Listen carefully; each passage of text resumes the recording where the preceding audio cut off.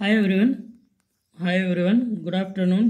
ఈరోజు మనం ఒక ఇంపార్టెంట్ అయినటువంటి వీడియోని చేసుకుందాం. వీడియోని పూర్తిగా చూడండి, అలాగే లైక్ చేయండి. ఈరోజు క్వశ్చన్ ఏంటంటే, దేవాదాయ భూములను కౌలుకు తీసుకుంటే రసీదు ఎవరు ఇస్తారు? మెయిన్ ఇది చాలా ఇంపార్టెంట్. ఎందుకంటే దేవాదాయ శాఖ చెందినటువంటి భూములు విలువ సుమారు 40 కోట్లు, 50 కోట్లు, 400 కోట్లు. నేను చదివిన న్యూస్ పేపర్లో విషయాలు చెప్తున్నాను.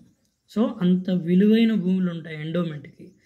సరే, పాయింట్లోకి వద్దాం.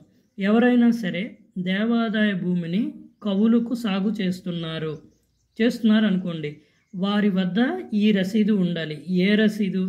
దేవాదాయ భూమిని కవులుకు చేస్తున్నట్లుగా వాళ్ళ దగ్గర కవులుదారు రసీదు అనేటువంటిది ఉండాలి. లేకపోతే ఏమవుద్ది? తర్వాత పాయింట్లో మనం డిస్కస్ చేద్దాం. దేవాదాయ భూములను గ్రామ పెద్దలు ఎవరైనా సరే, అంటే ఆ సర్పంచ్ కావచ్చు, ఉప సర్పంచ్ కావచ్చు, లేదా మన ట్రస్టీలు కావచ్చు, ఎవరైనా సరే పెద్దలు ఎవరికన్నా ఇవ్వాలి అనుకుంటే, సాగుకి లేదా కవులుకు ఇవ్వాలి అనుకుంటే అందులో ప్రాధాన్యత ఎస్సీలకు, ఎస్టీ వర్గాలకు కవులకు ప్రాధాన్యత ఇవ్వాలి. ఓకే, అదొక పాయింట్. మెయిన్గా ఈ దేవాదాయ భూములను కవులు తీసుకుంటే కనుక రసీదు ఎవరిస్తారంటే ఈవో అసిస్టెంట్ కమిషనర్ రసీదును జారీ చేస్తారు. Very important.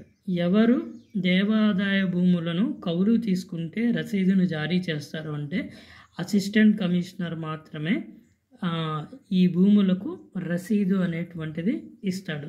లేకపోతే అది చెల్లదు, నిలబడదు. కాబట్టి కౌలుదారులు ఎవరైనా సరే అసిస్టెంట్ కమిషనర్ వీళ్ళు నిర్ధారిస్తారు, ఈయన రసీదు ఇస్తారు. మధ్యలో ఈవో ద్వారా ఈ వర్క్ అంతా జరుగుతుంది. అది ఇంకొక పాయింట్ కూడా నేను మీతో షేర్ చేస్తాను. చూడండి, ఇక్కడ ఉంది చూడండి. అటవీ భూములను కనుక సాగులో ఉన్నట్లయితే గిరిజనులకు ఇచ్చేటువంటి అటవీ భూముల హక్కు పత్రం అని అంటారు.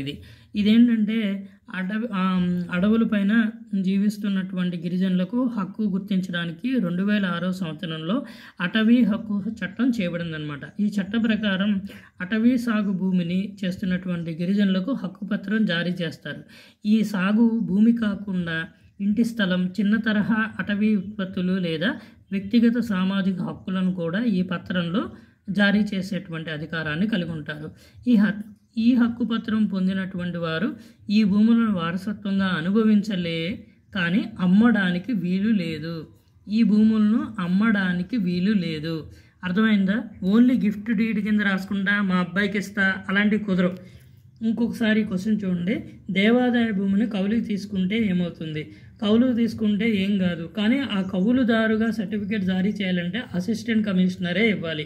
అది గుర్తుపెట్టుకోండి. ఓకే, మిగతాదంతా కామనే.